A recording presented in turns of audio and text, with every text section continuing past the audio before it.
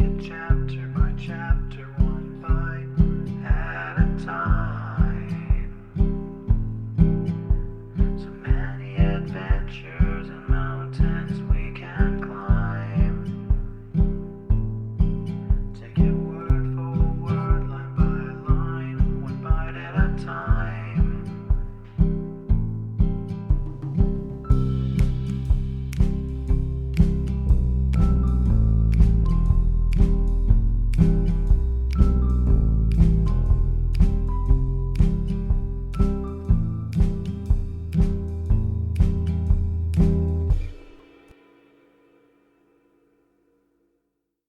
Welcome to Bite at a Time Books, where we read you your favorite classics one bite at a time. My name is Bree Carlisle, and I love to read and wanted to share my passion with listeners like you. If you like the podcast, join our Facebook group, biteatatimebooks.com/Facebook group. Be sure to follow my show on your favorite podcast platform so you get all the new episodes.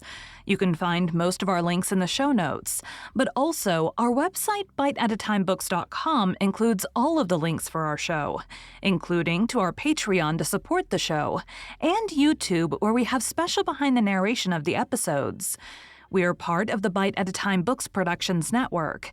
If you'd also like to hear what inspired your favorite classic author to write their novels, and what was going on in the world at the time, check out the Bite at a Time Books Behind the Story podcast, wherever you listen to podcasts. Today we'll be continuing The Phantom of the Opera by Gaston Leroux. Chapter 15. Christine, Christine. Raoul's first thought, after Christine Daae's fantastic disappearance, was to accuse Eric. He no longer doubted the almost supernatural powers of the Angel of Music, in this domain of the opera in which he had set up his empire, and Raoul rushed on the stage in a mad fit of love and despair. "Christine! Christine!" he moaned, calling to her as he felt that she must be calling to him from the depths of the dark pit to which the monster had carried her. "Christine! Christine!" And he seemed to hear the girl's screams through the frail boards that separated him from her. He bent forward. He listened.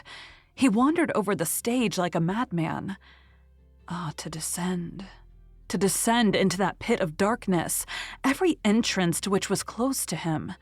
For the stairs that led below the stage were forbidden to one and all that night. "Christine! Christine!" People pushed him aside, laughing. They made fun of him. They thought the poor lover's brain was gone. By what mad road, through what passages of mystery and darkness known to him alone, had Eric dragged that pure-souled child to the awful haunt, with the Louis Philippe room, opening out on the lake? "Christine! Christine! Why don't you answer? Are you alive?" Hideous thoughts flashed through Raoul's congested brain. Of course, Eric must have discovered their secret, must have known that Christine had played him false. What a vengeance would be his. And Raoul thought again of the yellow stars that had come the night before and roamed over his balcony. Why had he not put them out for good?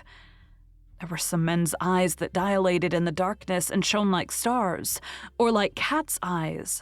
Certainly albinos who seemed to have rabbits' eyes by day had cats' eyes at night. Everybody knew that.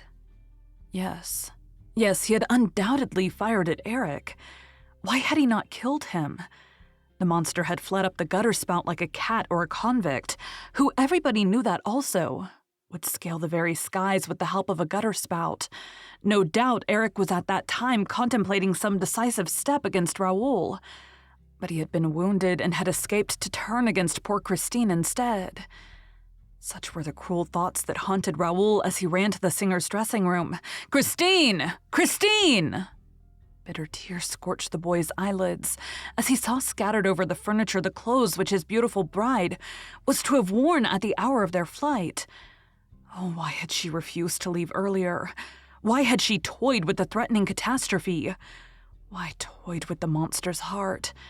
Why, in a final access of pity, had she insisted on flinging, as a last sop to that demon's soul, her divine song? Holy angel in heaven blessed, my spirit longs with thee to rest. Raoul, His throat filled with sobs, oaths, and insults, fumbled awkwardly at the great mirror that had opened one night before his eyes to let Christine pass to the murky dwelling below. He pushed past, groped about, but the glass apparently obeyed no one but Eric. Perhaps actions were not enough with a glass of the kind. Perhaps he was expected to utter certain words. When he was a little boy, he had heard that there were things that obeyed the spoken word. Suddenly, Raoul remembered something about a gate opening in the Rue Scribe, an underground passage running straight to the Rue Scribe from the lake. Yes, Christine had told him about that, and when he found that the key was no longer in the box, he nevertheless ran to the Rue Scribe. Outside in the street, he passed his trembling hands over the huge stones, felt for outlets, met with iron bars. Were those they? Or these? Or could it be that air hole? He plunged his useless eyes through the bars. How dark it was in there. He listened. All was silence. He went round the building and came to bigger bars, immense gates. It was the entrance to the Cour de l'Administration. Raoul rushed into the doorkeeper's lodge.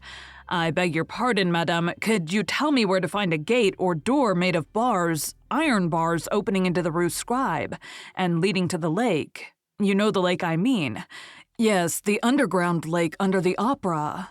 "Yes, sir, I know there's a lake under the opera, but I don't know which door leads to it. I've never been there."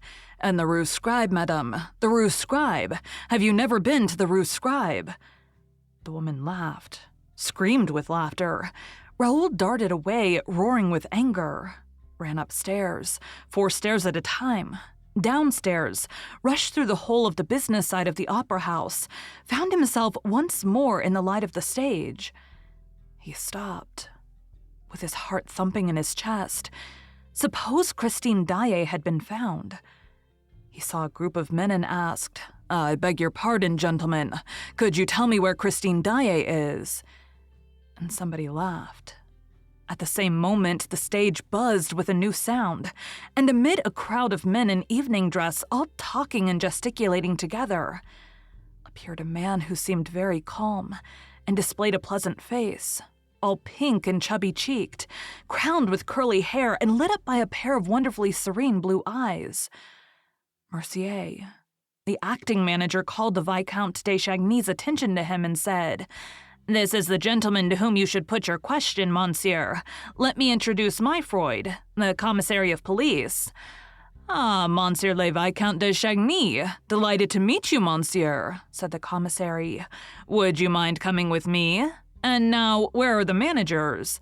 Where are the managers?" Mercier did not answer, and Remy the secretary volunteered the information that the managers were locked up in their office, and that they knew nothing as yet of what had happened. "You don't mean to say so. Let us go up to the office." And Monsieur Myfroyd, followed by an ever-increasing crowd, turned toward the business side of the building. Mercier took advantage of the confusion to slip a key into Gabriel's hand. "This is all going very badly," he whispered.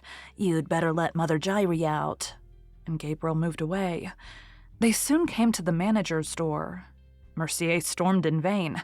The door remained closed. "Open in the name of the law!" commanded Monsieur Myfroyd, in a loud and rather anxious voice. At last the door was opened. All rushed into the office on the commissary's heels. Raoul was the last to enter. As he was about to follow the rest into the room, a hand was laid on his shoulder, and he heard these words spoken in his ear. "Eric's secrets concern no one but himself." He turned around with a stifled exclamation. The hand that was laid on his shoulder was now placed on the lips of a person with an ebony skin, with eyes of jade, and with an astrakhan cap on his head, the Persian. The stranger kept up the gesture that recommended discretion, and then at the moment when the astonished Viscount was about to ask the reason of his mysterious intervention, bowed and disappeared.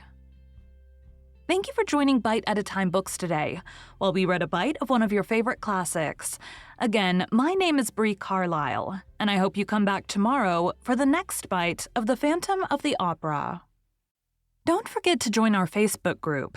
biteatatimebooks.com/Facebook group to hang out with other classic novel-loving friends. You can check out the show notes or our website, biteatatimebooks.com, for the rest of the links for our show.